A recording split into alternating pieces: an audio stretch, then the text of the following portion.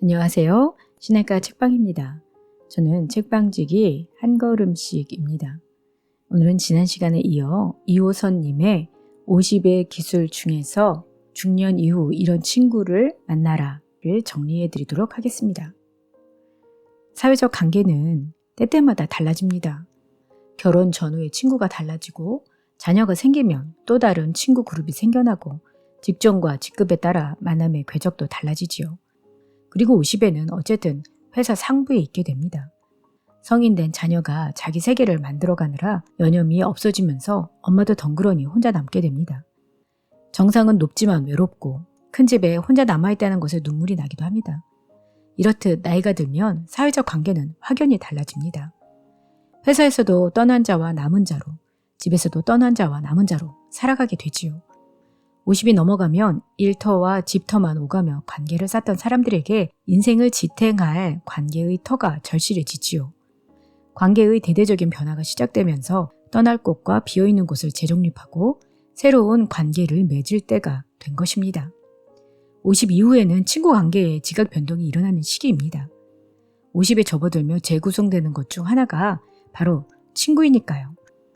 50 이전의 친구들은 전반적으로 자기의 삶을 꾸려가기 위해서 친구가 한 부분이었다면 50 이후의 친구는 내 삶의 여러 부분을 더 많이 채워주는 새로운 관계로 바뀌게 됩니다.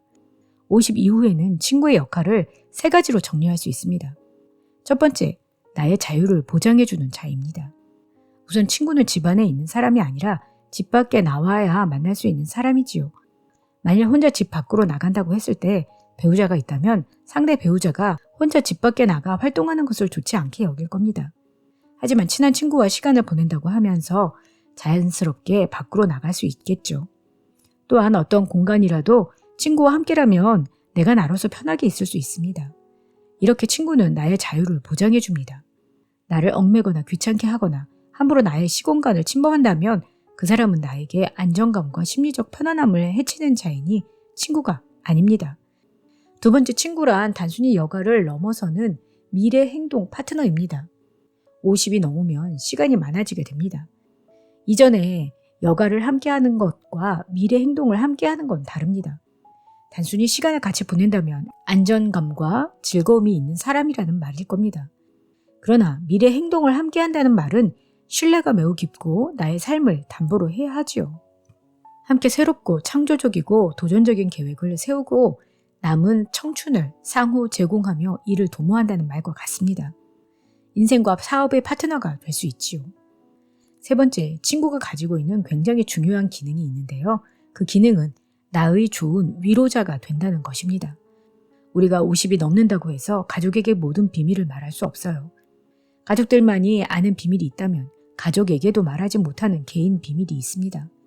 이때 친구는 그야말로 가족도 들어주지 않는 한심하고 지겨운 개인사와 비밀의 청취자가 되어줍니다. 나의 부족을 알지만 괜찮다고 말해주고 나의 비밀을 무덤까지 가져가야 할 친구죠. 하지만 어떤 때에는 나에게 스트레스를 주는 친구가 모임에 한두 명씩 있기 마련이죠. 때로는 고민이 되지요. 그 인간 때문에 이 모임을 끊을 것인가 말 것인가, 그것이 문제로다. 이럴 때 어찌할 것인가 답을 찾아보자면 먼저 나는 왜 그 모임에 참석하는가를 생각해 보면 좋습니다. 제가 모임에 참석하는 건 당연히 그 친구를 보려고 가는 게 절대 아닙니다. 본연의 목적이 따로 있습니다. 그 목적을 떠올리세요. 모임에 사람이 10명이라면 1명만 그렇지 나머지 7, 8명은 그렇지 않다는 거죠. 다른 사람들도 나와 같은 생각을 하고 있을 게 뻔하단 말입니다. 우리는 공동의 적을 가진 셈이지요. 이렇게 생각했을 때 모임을 끊을 필요가 없습니다. 게다가 모임을 오랫동안 지속할수록 그 모임에는 일종의 힘이 생기게 됩니다. 그 친구가 모임에서 자랑하는 게 처음이 아니기에 견디는 힘, 공동의 경험, 공동의 내성이 생긴 것이죠. 그럼 그 친구의 자랑질을 견디기 쉽습니다.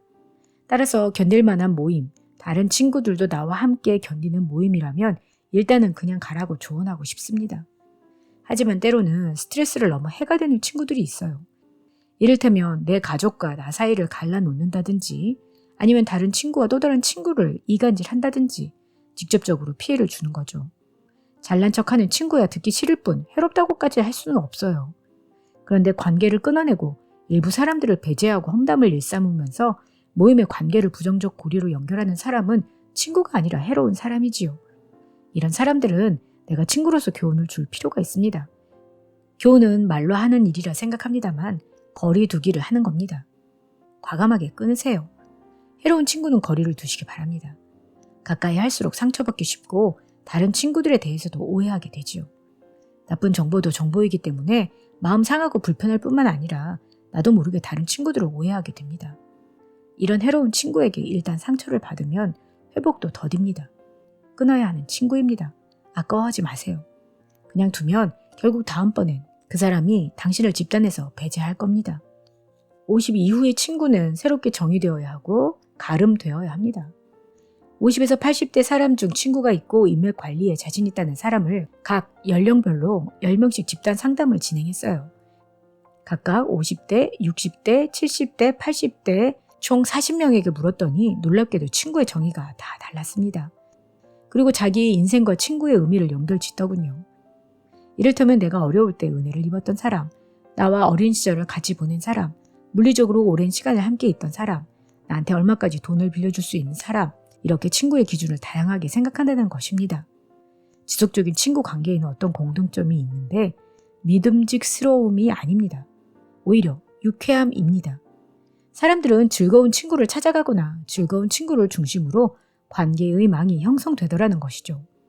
인간은 늘 즐거움을 찾는 존재이고 어쩌면 즐거움을 찾는 존재로서 가장 오랜 관계를 맺는 사람을 친구라고 부르는 것이 아닌가 싶습니다. 편안함도 즐거움이 일환입니다. 쾌의 영역이니까요. 쾌의 영역에는 편안함, 안정감과 같은 것들이 있습니다. 그중 가장 핵심이 즐거움, 웃음, 기쁨 같은 것들이지요. 즉 나이가 들어도 함께 있을 때 기분이 좋은 사람을 친구로 삼고 싶어 하죠. 3가지 영역의 친구를 찾아봅시다. 첫 번째, 지난 시절을 함께한 친구들의 이름과 얼굴을 머릿속으로 떠올려 보세요. 이때 친구가 과거의 친구입니다. 이 친구들은 반드시 지켜야 할 친구고 앞으로도 이어질 친구고 놓아서는 안 되는 친구입니다. 그러니 자주 연락하시고 만나세요. 적어도 2번을 만나면 1번은 밥을 사고 3번 만날 때까지는 안 좋은 소리 하지 마세요. 이 3가지가 바로 오랫동안 친구를 유지하는 비결이기도 합니다. 2번째, 현재의 친구입니다. 옛날에는 안 만났었는데 최근에 친구가 된 사람들입니다. 이 친구들도 지키세요. 중년 이후에 친구를 가리기 시작하면 우리는 다음 생애까지 혼자 살아야 합니다. 중년에는 친구가 귀해지고 절실해지고 찾아야 하는 시기이기 때문입니다. 내 지갑에 현금 같은 존재가 바로 현재의 친구입니다. 직장 동료도 괜찮고 동아리 혹은 종교단체 어떤 형식으로든지 괜찮습니다. 이 친구들은 과거의 친구들하고는 또 다르게 나와 미래를 만들어 갈 것입니다.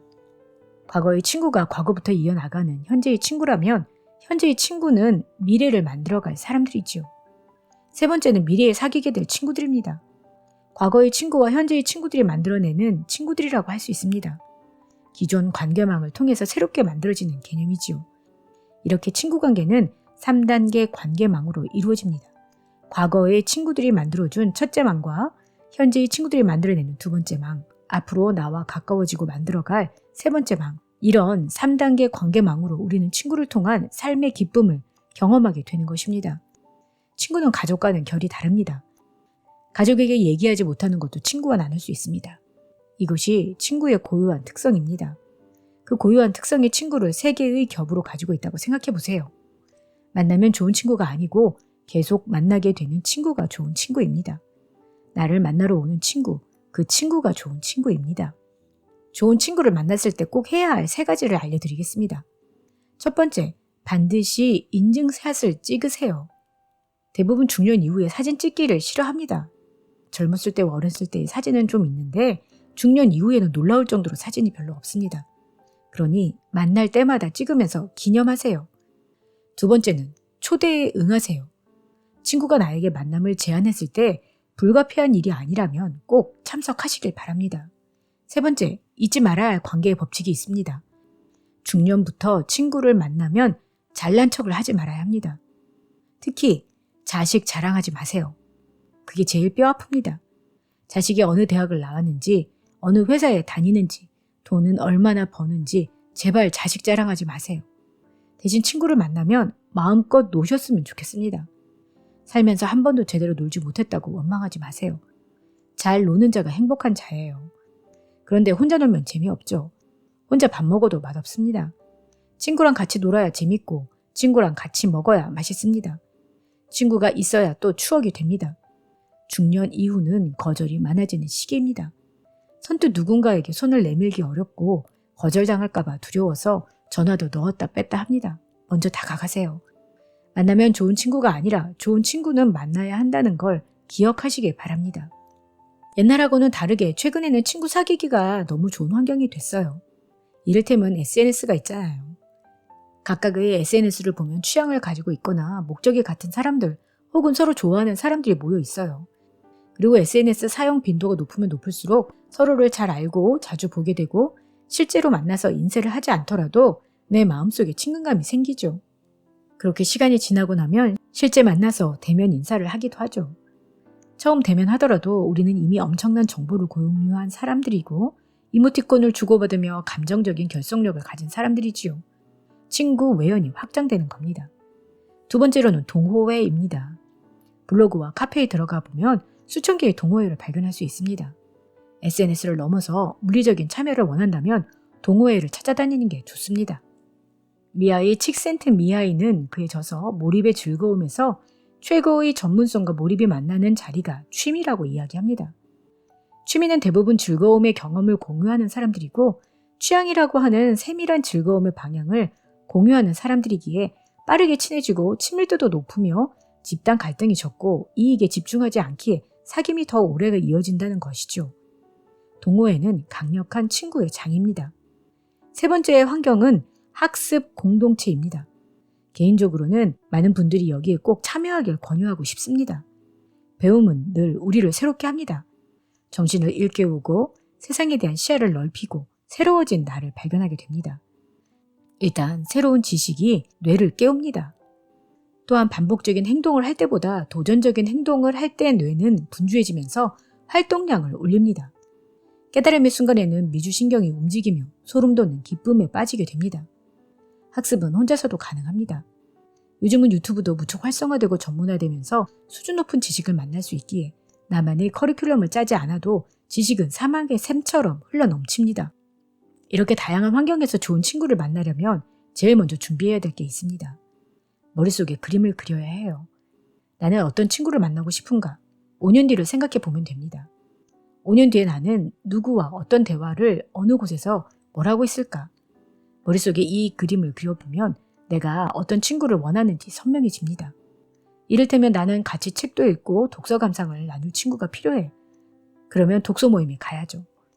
나는 산 정상에 같이 올라가서 소리도 치고 싶고 산 근처 맛집에도 가고 싶어.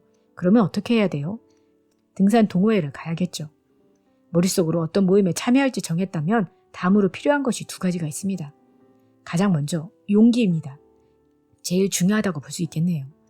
친구를 찾아가기 위한 그 공간을 향하기 위한 마지막이자 첫 번째 시작을 만드는 것이니까요. 용기를 내어 발걸음을 떼내야 좋은 친구를 만들고 만날 수 있습니다. 두 번째로는 매너입니다. 어렸을 때 사귀었던 친구들과 다르게 노후에 사귀는 친구들 사이에는 매너가 필요합니다. 매너는 남에게만 찾아서는 안 되죠. 사회적인 나는 어떤 사람인지 생각해 보아야 합니다. 같은 상황에도 50 이전에는 욱할 수도 있겠지만 나이가 들수록 매너라고 하는 인생의 중요한 일종의 완충 능력이 생겨나죠. 새롭게 사귀는 친구도 나도 이전보다 부드럽게 거절하고 거친 부분은 강도를 줄이게 됩니다. 나이는 사포처럼 우리를 유연하게 하면서 스스로 나 자신을 조절할 수 있게 되는 거예요. 그렇기 때문에 50 이후에 친구가 된다는 건 매너를 통해 상대방을 배려하면서 그에게 다듬어진 나를 보여주는 것이고 또 그 전에 치기 어렸던 행동을 조절해가는 나를 보여주는 과정이 되기도 합니다. 매너는 타인을 배려하는 마음을 보여주는 과정이지요. 말하는 방식, 단어 선택, 자세, 버릇, 몸가짐 등 매우 다양한데요. 50의 고개를 넘어가는 분이라면 남녀 불문하고 젠틀이라는 말을 쓰고 싶습니다. 나는 매너 같은 건 모르겠다 싶은 사람이라면 따라하기를 권합니다. 앞에서 이야기했던 관찰 학습이지요. 모델이 될 만한 사람들의 말과 행동의 일부를 나름대로 내가 상상해보고 익혀서 사람을 만날 때마다 쓰는 겁니다. 사람을 소개하는 방식이나 시간을 다루는 것, 옷을 입는 방식 등 좋아 보이는 것들을 따라해 보세요. 익숙하지 않은 것은 배우면서 나만의 방식과 취향을 찾아내기 마련이지요. 매너는 어차피 사회적인 옷을 입는 과정이니 타인이 입은 좋은 옷을 나도 입어본다면 그건 따라하기가 아니라 유행에 참여한다고 생각하면 어떨까요?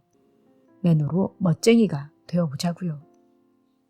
오늘은 이호선님의 50의 기술 중에서 중년 이후 이런 친구를 만나라를 정리해드렸습니다. 다음 시간에는 걱정, 불안, 불행을 다스리는 법에 대해서 정리해드리도록 하겠습니다. 그럼 다음 시간에 뵐게요. 안녕히 계세요.